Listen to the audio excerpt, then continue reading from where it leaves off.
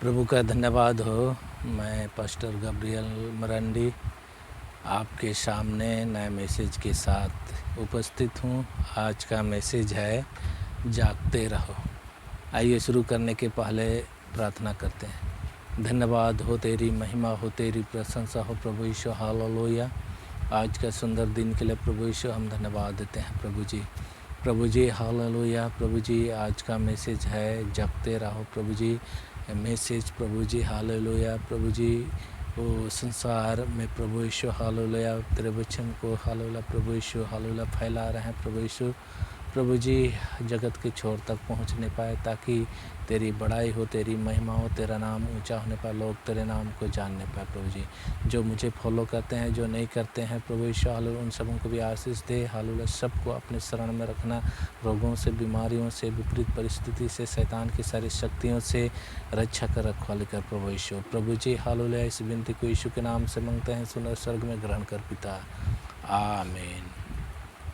Praise the Lord. सबको जय मसीह। आज का मैसेज है जागते रहो। मत्ती सुसमाचार 24 का 36 पद। उस दिन और उस घड़ी के विषय में कोई नहीं जानता, ना स्वर्ग के दूत और ना पुत्र, केवल पिता। प्रभु का धन्यवाद हो। इस वचन को हम देखते हैं उस दिन या उस घड़ी जो हमारा प्रभु यीशु मसीह आने वाला है, हम नहीं जानते हैं और न स्वर्ग के दूत जानते हैं और न बड़े बड़े दास दासियां जानते हैं, परंतु वही जानता है जिनके हाथ में सब कुछ है, यानी हमारा पिता परमेश्वर। प्रभु का धन्यवाद हो। उसके सिवा इस संसार पर कोई नहीं जानता कि हमारा प्रभु यीशु मसीह कब आने वाला है। प्रभु का धन्यवाद हो। इसीलिए हमें जागते रहना है, प्रार्थना करते रहना है कब हमारा प्रभु यीशु मसीह आए और हम उनके साथ रैप्चर हो जाए। हम लोग दूसरा वचन देखेंगे मत्ती सुसमाचार 24 का 39। और जब तक जल प्रलय आकर उन सबको बहा ना ले गया, तब तक उनको कुछ भी मालूम ना पड़ा, वैसे ही मनुष्य के पुत्र का आना भी होगा। प्रभु का धन्यवाद हो। हम जानते हैं नूह के जीवन में, जब नूह ने जल प्रलय से बचने के लिए जहाज़ का निर्माण किया और उस जहाज़ में जो इस सृष्टि को बचाए रखने के लिए परमेश्वर ने नूह को आज्ञा दिया था, वैसे ही प्राणियों को वहाँ घुसने दिया और घुसा और अपने प्राण को बचाए। लेकिन जो प्रभु के चेतावनियों को नहीं माना, प्रभु के आज्ञा को नहीं माना, वे इस संसार पर नूह के समय में खाते पीते रहे, शादी ब्याह करते रहे और अपने आप को परमेश्वर से अलग किए, जिसके कारण से जब बाढ़ें आई और इस तरह से 40 दिन 40 रात पानी गिरा, ऊपर से नीचे से सब तरफ से पानी आई, तब वे लोग जान गए कि नूह सच में हमारे चिताने के लिए कहा था परमेश्वर के वचन से, और जिसे हम नहीं सुन करके हम अभी विपत्ति में पड़े। इस तरह से वे लोग समझ गए और इस तरह से समझने के समय तक बहुत देर हो चुकी थी और इस तरह से नूह जहाज़ को बंद कर चुका था और इस तरह से उस जल प्रलय में बहुत सारे जीव जंतु और मनुष्य जो परमेश्वर के दूर चले गए थे वो नाश हो गए। प्रभु का धन्यवाद हो। उस नाश से हमें बचने के लिए यहाँ पर हमको वचन में सिखाता है, यीशु मसीह कहता है कि हमारा पिता ही जानता है कि इस संसार पर मैं कब आऊँगा करके यीशु मसीह कहता है, क्योंकि पुत्र भी नहीं जानता। यीशु मसीह कहता है मैं भी नहीं जानता हूँ, और स्वर्ग के दूत यानी परमेश्वर पिता के सामने जो स्वर्गदूत रहते हैं वे भी नहीं जानते हैं, क्योंकि ये बात पुत्र की आगमन की बात को पिता परमेश्वर अपने पास ही रखा, किसी को नहीं सुनाया, बल्कि वो अपने पास रखा और निश्चित समय पर जब पिता परमेश्वर चाहे तो अपने एकलौते पुत्र को इस संसार पर भेजेगा।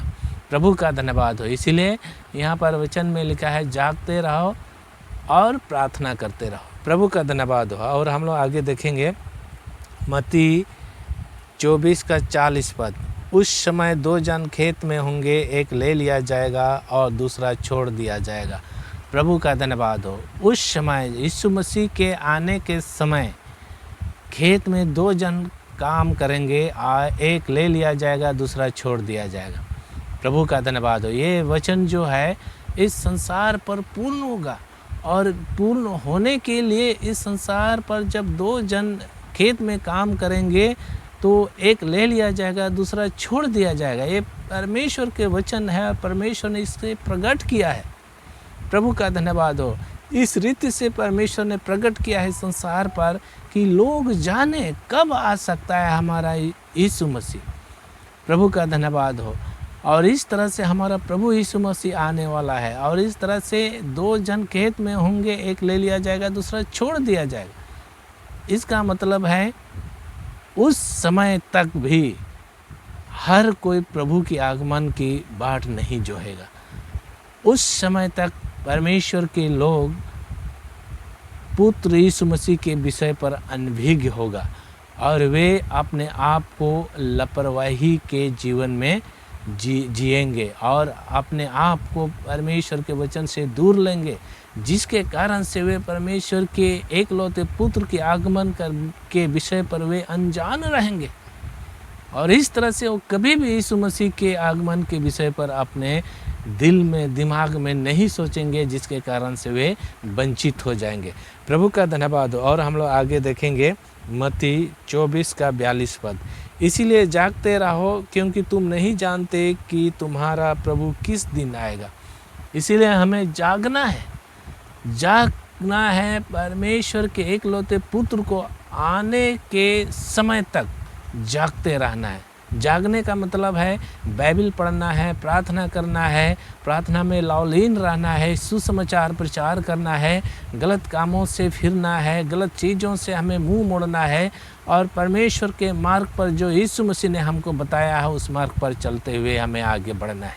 अगर हम ये काम नहीं करते हैं तो सच में हम वंचित हो जाएंगे यीशु मसीह के साथ जाने से, और इस तरह से इस संसार पर हम छूट जाएंगे, और इस तरह से हम अकेला महसूस करेंगे, और इस तरह से हमारा जीवन एक नरक में जाने की योग्य होगा, और हम पीड़ादायक जगह में जा कर के युगानुयुग तड़पते रहेंगे। इससे बचने के लिए हमारा प्रभु यीशु मसीह संसार पर आने वाला है हमें लेने के लिए। प्रभु का धन्यवाद हो। और हम लोग देखेंगे बहुत अच्छा वचन है कि मत्ती 24 का 44, इसलिए तुम भी तैयार रहो, क्योंकि जिस घड़ी के विषय तुम सोचते भी नहीं हो उसी घड़ी मनुष्य का पुत्र आ जाएगा। हम जिस घड़ी के विषय पर नहीं सोचते हैं, जिस घड़ी के विषय पर हम चिंता नहीं करते हैं, उस घड़ी को हमारा प्रभु यीशु मसीह आएगा, और उस घड़ी में ही आ करके सबको उठा के ले जाएगा। प्रभु का धन्यवाद।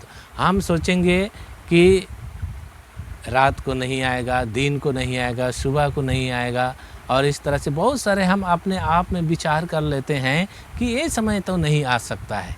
प्रभु का धन्यवाद हो। लेकिन जिस घड़ी के विषय पर हम नहीं सोचते हैं, जिस घड़ी के विषय पर नहीं आएगा करके हम सोचते हैं, प्रभु यीशु मसीह उसी घड़ी आ जाएगा, और वही समय है जो हमारे जीवन के लिए एक विनाश का कारण होगा, क्योंकि हमने प्रभु यीशु मसीह को उस घड़ी में आने से हमें अपने जीवन में उस बात को नहीं रखा कि ये घड़ी आ सकता है करके। हम यीशु मसीह के आने के विषय पर हम निश्चिंत नहीं हैं, क्योंकि हमने उस घड़ी के विषय में सोचे नहीं, उस समय के विषय पर हमने अपने आप को तैयार नहीं किए, बल्कि उस समय उस घड़ी से हम दूर चले गए, जिसके कारण से प्रभु यीशु मसीह आकर के अपने लोगों को उठा करके ले गया।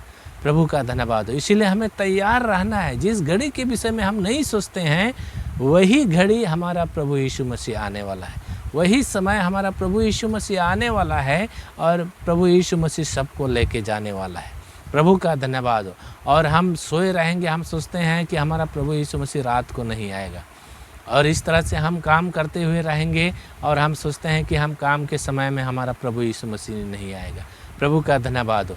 लेकिन इस संसार में कहीं रात कहीं दिन होती है, इसीलिए यीशु मसीह आने का समय कभी कहीं पर दिन होगा तो कहीं पर रात होगा, कहीं पर सांझ होगी तो कहीं पर सुबह होगा, क्योंकि बहुत बड़ा संसार है जो हमारा परमेश्वर पिता ने सृजा है। इसीलिए दिन और रात और सांझ और शाम का यहाँ पर प्रयोजन है।